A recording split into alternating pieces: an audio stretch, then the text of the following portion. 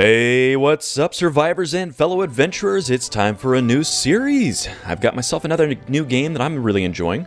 I'm playing Pathfinder Kingmaker at the moment, and this is something that has been near and dear to my heart for a long time. I've been playing tabletop RPGs for 30 plus years, and this is definitely one of the ones I've spent a lot of time with, and it's been turned into a video game, so I'm pretty excited. And from what I understand, this is really true to form. They use a lot of the mechanics straight from the tabletop series, and so that should give me a pretty good leg up on what's going on. So let's go ahead and start a new game, and in this first video, all I'm going to be doing is character creation. So, you know me, I am somebody who plays hard mode on everything, so there is actually this unfair mode, which is hilarious. I have no idea what all that entails. Let's see. Permadeath. Looks like bad guys are double strength. Yeah, let's not quite go that high until I learn the game a little bit, maybe. Let's do hard mode. Now, hard mode appears to be main character dies. That's the end. Everybody's attack power is basically 1 for 1. And let's see what else. Crits are normal. I'm going to turn off tutorials. I find that to be obnoxious most of the time. We'll just learn it on the fly. One thing that's really interesting is we're going to have kingdom management in this game. So not only are we going to go running around just fighting stuff, as you might normally do, but we're also going to have to watch out for probably a lot of skill checks. So that's going to really change things up, and I'm really happy about that. So, character gen. Well, we could go with some default characters here, and I don't really want to do that. I like building my own from scratch, so we'll go there. And I was talking to some buddies of mine, my fellow D&D players, and they wanted me to play a Paladin. So typically I play fighters, like tanky types or two-hander builds, and I also play a lot of like wizards and control-y type characters. Like actually right now in D&D games I'm playing an illusionist wizard, and I'm playing a storm tempest cleric. So this will be a departure for me. So looking through the portraits, this one's not bad, but I think I'm going to go two-hander. Let's see, we'll go through a little bit here. Just take a look at some of these portraits. Some of them are really nice looking. Like, that one is really cool. Definitely not for what I'm going for. Now, we could go dwarf and do that. But again, I don't really want to go hammer and shield. I think that would make a really good cleric picture, though. Ah, that's a paladin. That is definitely cookie-cutter paladin. We'll probably go with that. Yeah, that could work too if I was going to go polearm. Some of these are pretty nice. I'm digging it. Good stuff. Look at that guy. That guy looks like a douche. And meh. I like that one. That's not bad. But let's go with our straight up that guy. Super Paladin. Okay, so now, wow, this is really in-depth and I am digging it. So we have all the races over here. Now, if these follow trend from Pathfinder, and it looks like they do, each one's going to have bonuses to the attributes. So human, you get to pick a +2 to any single one. So that'll be strength, dex, con, intelligence, wisdom, or charisma. That should also be true of the half-elf. Yep. And the half-orc. Yep. And you'll see that other things like the elf, they're going to have somewhere around here. Doesn't list it, but up here you see +2 dex, +2 intelligence. So they're going to be good wizards pretty much. Dwarves get +2 con, +2 wisdom, -2 charisma. Gnome is going to be con and charisma with a -2 to strength. Halfling is going to be dex and charisma, -2 to strength. And Aasimar, this one's kind of a weird one. They have these heritages. These are kind of like half celestials. So they're like a human mixed with like an angel, or a human mixed with like a celestial lion or something. So their bonuses are going to be different depending on which subtype they pick. And we're probably going to end up going with an Aasimar, because Angel Man sounds like Paladin to me. And if you don't know what a Paladin is your like King Arthur type. So they're the knight in shining armor. They have to be lawful goods. They have like a deity. They're bound by oaths to uphold certain kind of moral codes and stuff. And they get smiting abilities to attack undead. They can heal themselves and others with lay on hands. They can get rid of diseases and stuff. So they're pretty versatile. Now, I was thinking human. One of the reasons for human is you get this extra feat, and feats in Pathfinder are super useful.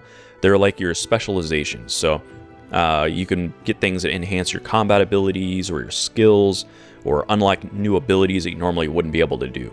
So they come very infrequently. Normally you get one at first level, then every 2 levels after that. But as a human, you get a freebie, which is super cool. And also as a human, you would get an additional skill rank each time you level up. So that could be handy. But like I said, I'm going to go with the Asmar. And we'll figure that out here in a minute. So that's going to give us this heritage that we talked about before.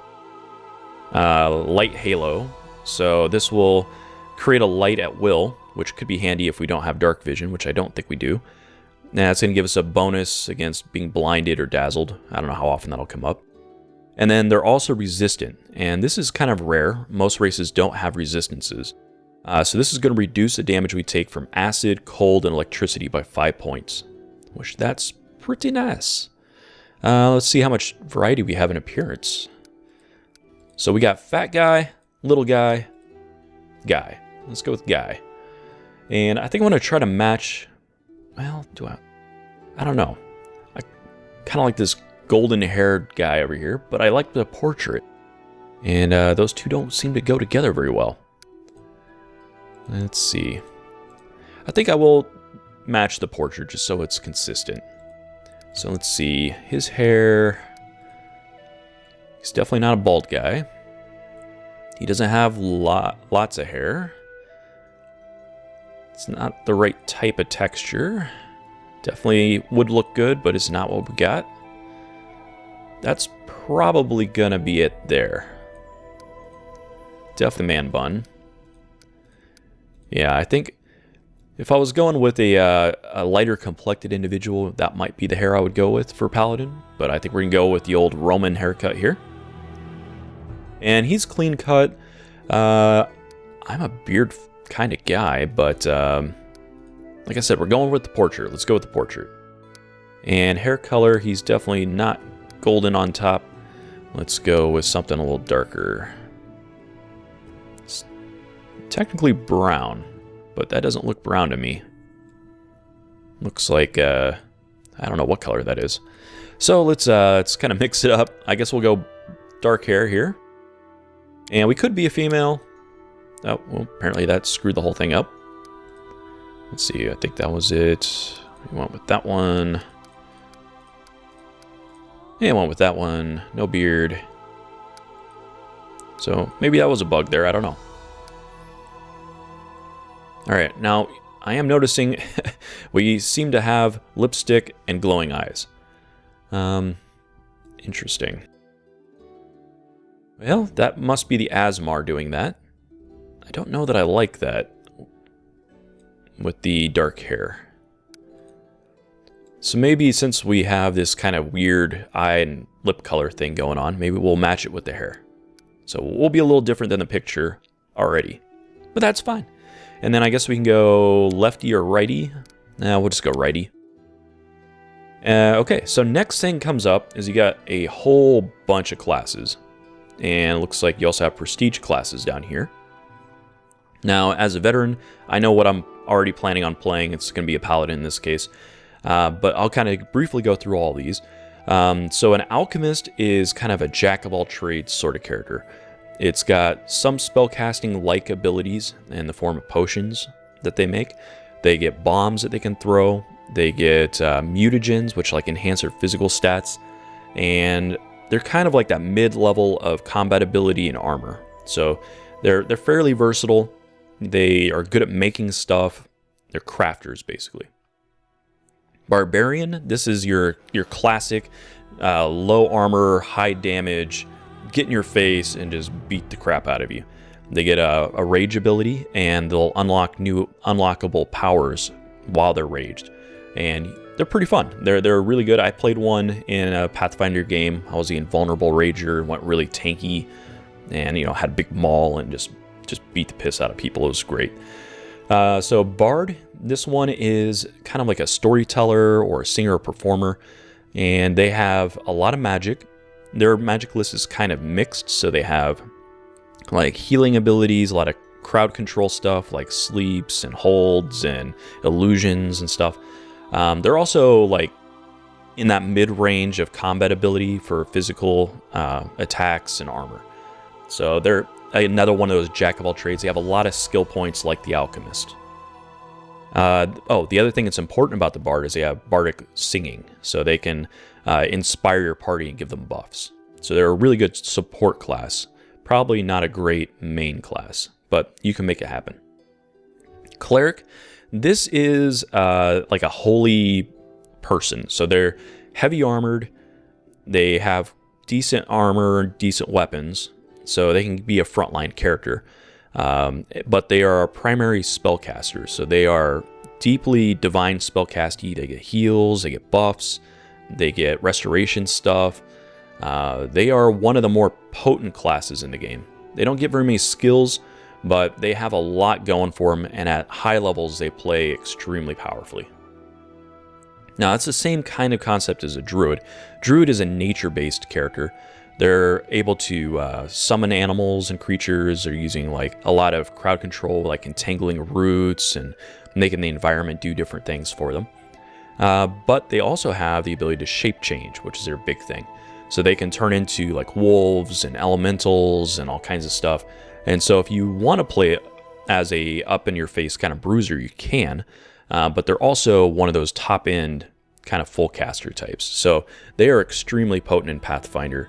Not as potent as they used to be in earlier versions of D&D, but still really, really, really solid. Also they get a pet. So most builds will end up with a very powerful animal companion that can serve as another like meat shield. It can be, basically that's what they are. Another DPS, another tanky type thing. And that could be super helpful depending on how this game plays out. Next we have the fighter. Fighter is what it says on the tin. You are good at fighting, not much else. But what's really cool about the fighter is you get tons of feats. So normally people get very few. You get it like just about double, triple, like just tons of feats.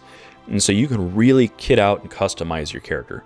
So if you're really into number crunch and like threading things together and building something, you probably would like the fighter. I like the fighter. And so like you can go archers, you can do tanks, you can do two-hander builds, you can do unarmed, you can do all kinds of stuff. And they also get like better usage of armor. They get some kind of bonuses with their weapons and stuff. So super solid there, pretty crap at skills. So pick your arena, I guess is what I'm saying. And let's see, Inquisitor. This one is another one of those weird hybrid classes. I like this class, it's really neat. So this is kind of like your Batman type. These are like the holy hitmen of the church. Depending on what church you are, that can have different flavors. But basically what they are is a kind of a skirmishing character that has a lot of toggleable abilities that like enhance yourself with extra damage versus certain creatures, extra armor sometimes, or you might be able to toggle it onto healing or bonuses to resistance. And you're really good at tracking people, hunting them down. Kind of think you're like Assassin's Creed type, I guess. That would kind of fit this style a little bit. So you're a partial spellcaster, partial melee, or partial range if you want to be that way. Let's see, mages. This is another one of those hybrid classes. This one is a fighter wizard type. So you get a lot of protective spells, a lot of spells that you can like cast in short range, and you could sword fight. So you do both sword fighting and magic at the same time. Probably not as good as a full caster at casting, not as good at fighting as a full fighter, but you're somewhere in that mid-range in between. See, monk. This one is an interesting one. Traditionally, you would think of this not as your like Friar Tuck types, but this is like your Jackie Chan, your Bruce Lee type. So you have martial arts forms, you punch people, you kick them, you're fast, you're acrobatic, you have stunning fists, you can knock people out, They usually have really good resistances, and a lot of times have abilities to like kind of avoid being hit. So they're pretty decent. In Pathfinder games, they were kind of on the weaker side, but I don't know what they'll be in this game. They could be pretty solid. Now, we talked about Paladin. We're going to play Paladin. This, we already described it earlier. So it's kind of like the mix of a cleric and a fighter. Ranger, this is typically going to be your Lord of the Rings style characters. So this is going to be your Legolas or Aragorn. So you're either like a dual sword guy that kind of hangs out in nature and roams around, or you're like a bowman and really exceptionally good at getting around the countryside, sneaking through the forest, tracking things. A lot of times, eventually you'll get a little bit of spell casting and an animal companion that's not as strong as the druids, but still you get one. And a lot of people really like this class. I'm not particularly fond of it, but this is definitely one of the most popular classes in Pathfinder.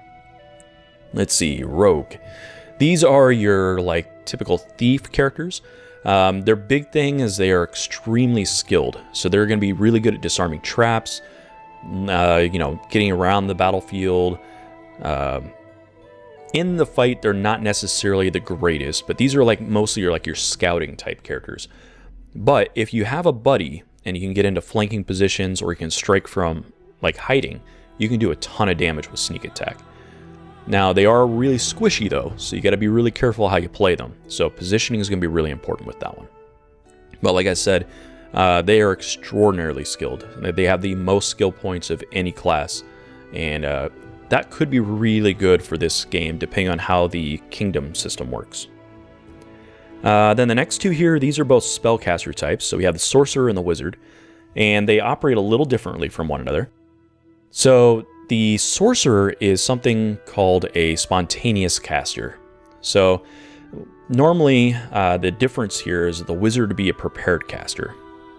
Now, the wizard, at the beginning of a day, you select what spells that you, from the ones you know, that you want to be able to use that day. So you kind of have to predict what's going to happen. And you have to kind of choose how many of each spell you're going to have available to you that particular day. With the sorcerer, you have a very small pool of spells that you know, but you just know them. So whenever you want to cast them, you just cast them. And you can cast them as many times as you need within a limit of how many you can cast in that day. So sorcerer is more of like this is what I have, this is what I do. Wizard is more of, I have a lot of stuff, and if I come across new things, I can learn them. So I have ultimate options, but I have to be really careful on how I use them. So depending on your playstyle, you may want one or the other. Now with the sorcerer, your primary spellcasting stat is going to be charisma. So this could also make you pretty good for the kingdom stuff and diplomacy and whatnot. And a sorcerer is also kind of based on their bloodline. So somewhere in their ancestry, there was some kind of supernatural element to it that gives them the ability to cast spells. So they didn't learn how to cast spells, they just do. And then with the wizard, this is I went to school, I specialized, I learned stuff, and I might be better at certain types of spells than the sorcerer. Like I'm going to be able to cast more spells in a day than the sorcerer can. So they're also intelligence-based, which means they're probably going to have a lot more skill points. So pick your poison on that. They're pretty neat. And again, sorcerers and wizards aren't necessarily about damage. They do have access to a lot of the big flashy things like fireball and chain lightning and stuff that is going to hit crowds. But a lot of the really, really good spells are the ones that knock out enemies, give them disabilities, blind them, knock them out, grapple them, do a lot of things that just control the battlefield. So don't necessarily think you have to be a big damage person to be really effective with those spellcasters. Now, one other thing that's important to think about is that if you're a spellcaster or a ranged user, so if you're using like a bow or a crossbow or something, you have to watch out for things called attacks of opportunity. So if something is right next to you in melee while you try to cast or shoot, they're going to get a free swing on you. So you're going to have some kind of tank in your party, not necessarily like your typical like MMO style tank, but somebody who can just take the hits, be in the way, keep guys from walking past them to get to your back line. if you're playing these types, you're going to want those guys in front of you. Now, these down here that are grayed out, these are prestige classes. And you're going to see they have prerequisites. So in order to qualify for them, you have to kind of build your character up in a certain way. And then once you do, you can kind of get their special abilities added to yours. So like an Arcane Trickster is a mix of like a rogue and a wizard. Stalwart Defender is a super tank, basically. They stay in one spot and just become really, really, really durable. Eldritch Knight sounds like a magus to me. I'm not sure why there's a prestige class. I think it was just they added classes over time, and this one just happened to slip through. Dragon Disciple, this is a essentially sorcerer character thing, since you have to be a spontaneous arcane caster. But this one gives you like traits of a dragon, so breath weapons, wings, claws, scales for armor, and boost your physical stats. So you can kind of create kind of a tougher sorcerer that way. Mystic Thurge, this is a combination of both arcane and divine casters. So you get the best of both worlds, but you're slightly less potent at both. And then Duelist, this is your like musketeer type or your swashbuckler. So you get a lot of like abilities to avoid being hit, to parry, to disarm people. So depending on your style, that could be pretty cool. But as promised at the beginning, we're going to be Paladin. And as if all those choices weren't enough, this is Pathfinder after all, very system heavy. So if you're new and you don't play these games, this is probably going to be pretty overwhelming, which is part of why I'm kind of going through and explaining everything. But for me, I know what all this stuff is, so I can just kind of go and click through it, and it's awesome. And it looks like we can pick the default Paladin, which gets this loadout down here. So they get the ability to smite evil, which is going to add bonuses here to hit, and a lot of damage, bypass damage reduction, and give us a bonus to our armor class based on our charisma. Let's see, we got to pick a deity. We get access to all types of armor and almost all the shields. We can't use a tower shield.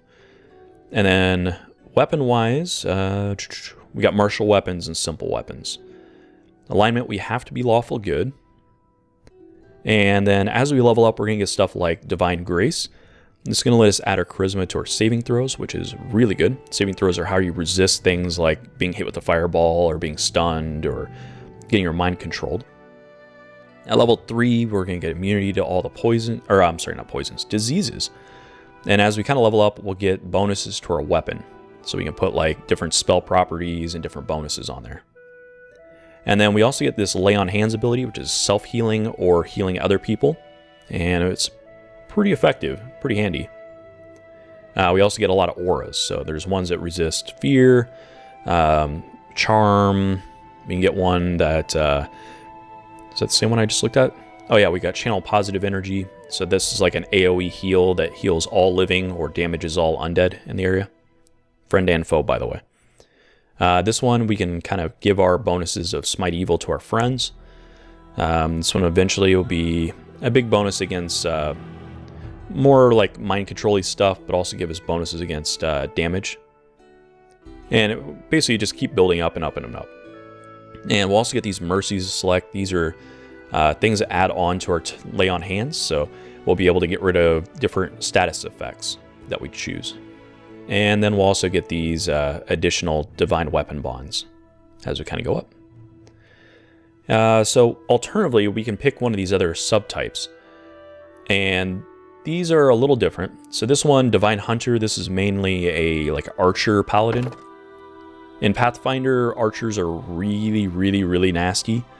Very effective. I don't really want to play one, but I could see why people would. This one, the Hospitaller, gets a lot less smites, but is much, much better at healing. So if you kind of want to bend your character more towards healing, this is the way to go. And I think they get a different type of, Aura of Life here. So they get bonuses against death effects. And then Divided Guardian, this one gives up the spell casting that Paladins get. And mind you, Paladins don't get a ton of spells. Like they only go up to the 4th tier of spell casting. So you're giving up something, but it's not like a huge part of your class. But what they get instead is they get the ability to protect individual characters around them. So like you'd pick like one guy and you would give them a bunch of bonuses. So depending on if that's your style, that might be cool too. I think though we're going to go with the typical flat out generic bargain barrel Paladin. And we're going to hit next. Alright, so now we are Aasimar. Now, as an Aasimar, we get all these different subtypes of Aasimar. Now, normally, most races, you don't get this sort of selection here, but we have to choose this heritage. So, with the Paladin, things that are going to be important to us, strength and charisma, primarily. Dex is not going to be that important. Constitution is going to be pretty important. Intelligence, not that important. And wisdom's not that important. So, let's see. This one gives wisdom and charisma. This one gives us strength and charisma. That's probably where we're going. You also get a bonus to lore religion, use magic device, and eventually we'll get lesser restoration. Lesser restoration is really good. Emberkin, we got intelligence charisma, no thanks. We got constitution charisma, that's not bad. Gets bonus to nature checks, and eventually gets summon nature ally. That's pretty potent. This one is con and wisdom. Hold person is a good spell. This one is Dex Charisma, no thank you. And Dex Wisdom again, no thanks. So I think we're going to go Angelkin, because it's right in the name, Angel. Hard to beat Strength and Charisma on one thing. Alright, so we're getting through lots of stuff. So lots of information on the left that will make absolutely no sense if you haven't played the pen and paper game, but it will become very important statistically under the hood. And if you're a min-max player, if you know like all the detailed stats, this could be pretty important info to you. And I may go into some details on that, but for now, let's pick our attributes. So I think what I'm going to do is get a lot of strength, because that's for your weapon accuracy and your damage in melee, unless you have finesse weapons, and then Dex becomes that.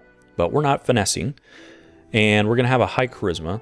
I think we're going to have a low wisdom.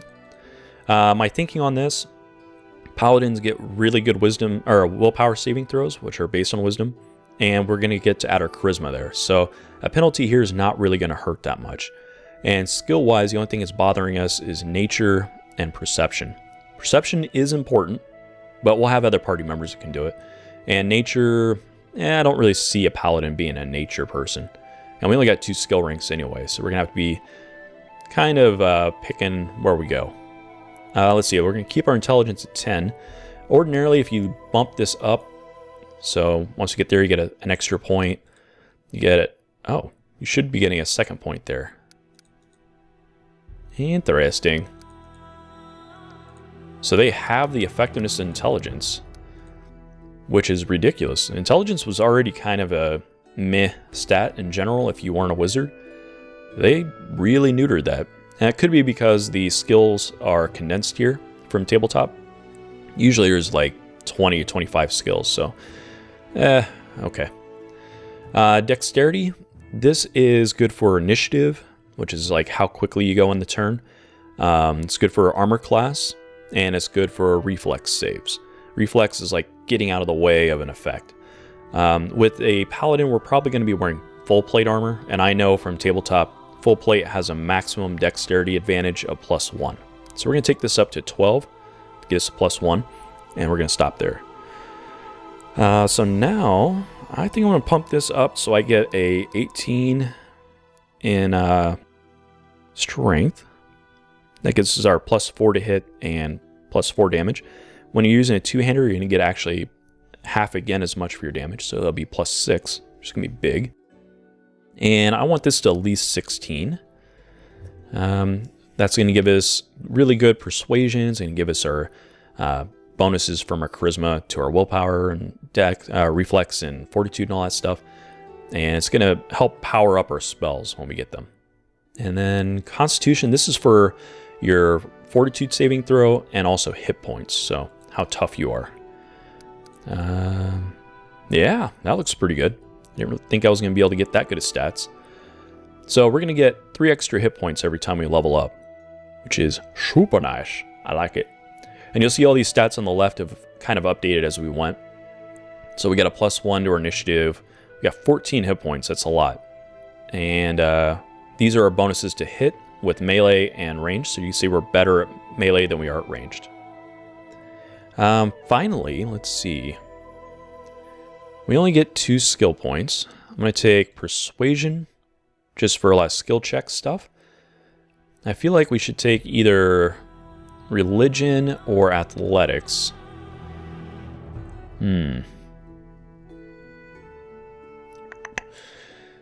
Well, this one we're okay at. This one we're already good at.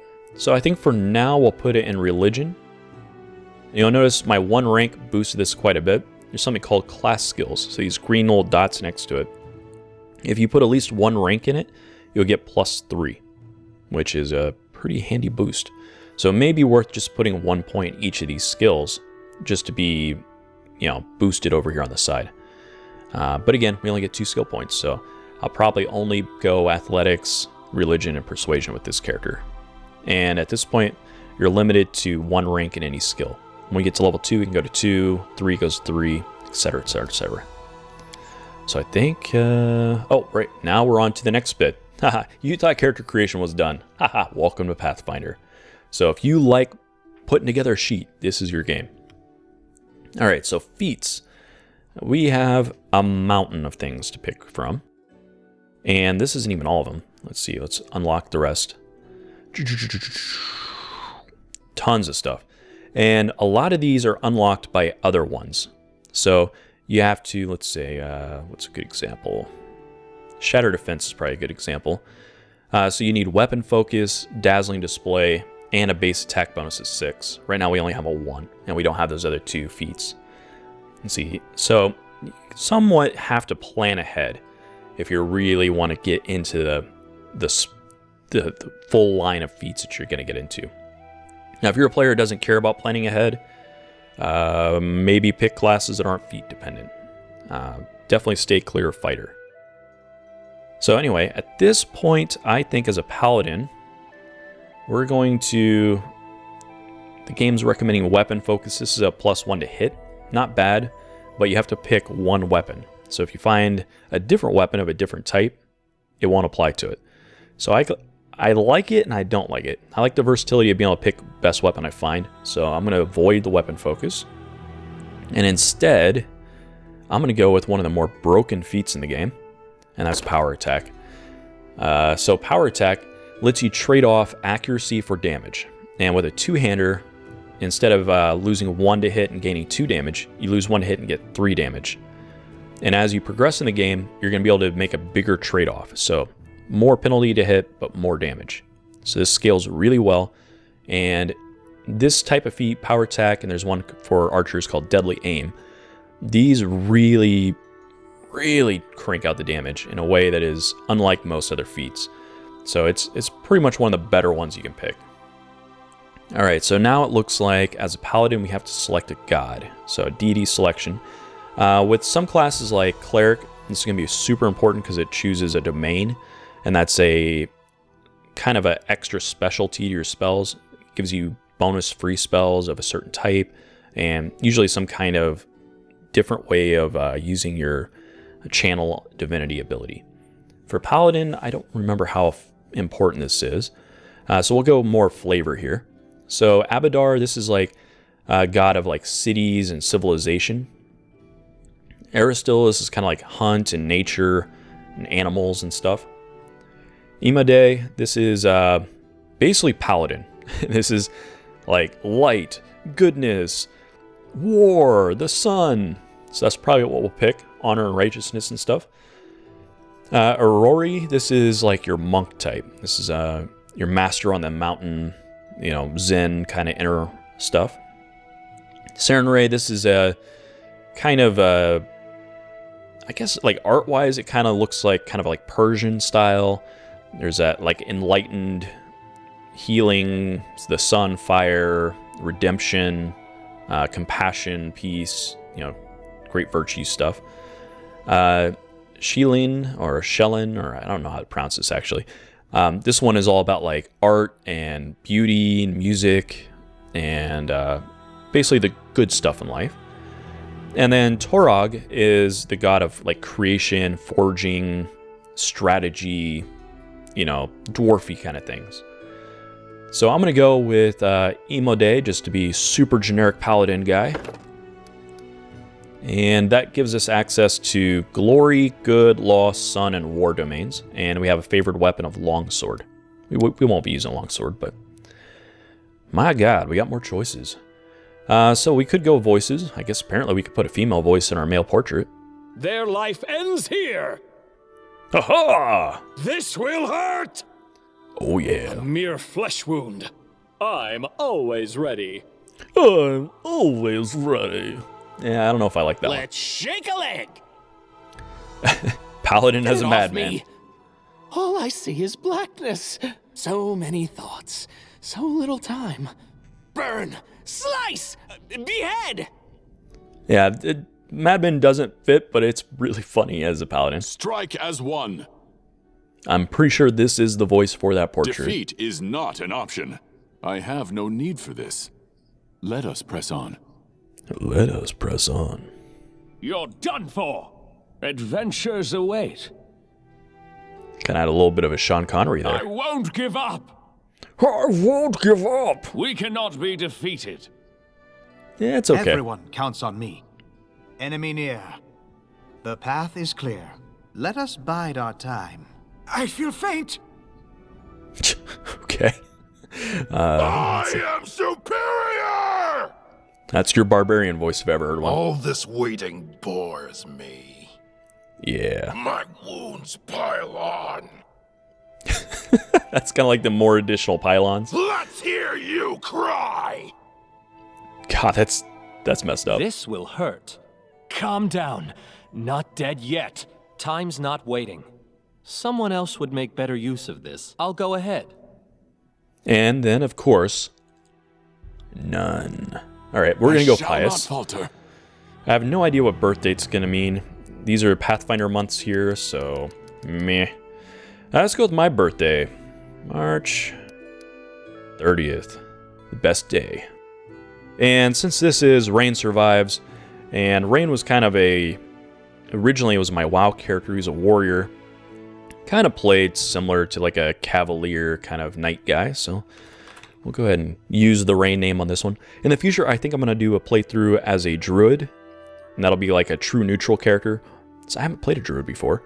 And then I also want to do an evil playthrough, and I haven't decided what class to play on that. I might go with a spellcaster, like a sorcerer maybe, or a rogue. It's not a spellcaster, but that might be kind of cool. Or I might do the Inquisitor, or maybe try to make a necromancer out of a cleric. I don't know. Things we can think about when we get to that point. Let me know in the comments what you think we should do. And looks like we got to pick our alignment. Now, this is important for character choices. With the Paladin, we don't get a choice. You're lawful good. But other things are important. So, like, the alignments are broken down by law, chaos. So, law is like respecting honor, respecting laws, duty, obligation, tradition. Chaos is like, I do what I want when I want to do it. I break the laws when it suits my need. And then you got good, which is good guys. And you have evil, which is evil guys. And then you have this middle row, which is neutral. So lawful neutral is like, whatever the law says, that's what I'm about. I don't care if it's good or evil. Chaotic neutral is just like chaos. Just do whatever, whenever, just because, whatever. And then neutral in the middle, that's like, it could mean you don't care about anything, but typically it means you make a conscious choice to thread the middle ground, to see the virtue of all types of behavior, or to be indifferent to good and evil. But as Paladin, we're lawful good. We think only of the good, the greater good. And that's character creation for the Paladin. We get all of our stats laid out here. We can see all the stuff we can do down here, which really is quite a bit. And we are ready to jump in the game. So I'm going to leave you here on character creation. I'm going to start up another video immediately after this so that we can see the beginning of the game. So I'll see you there.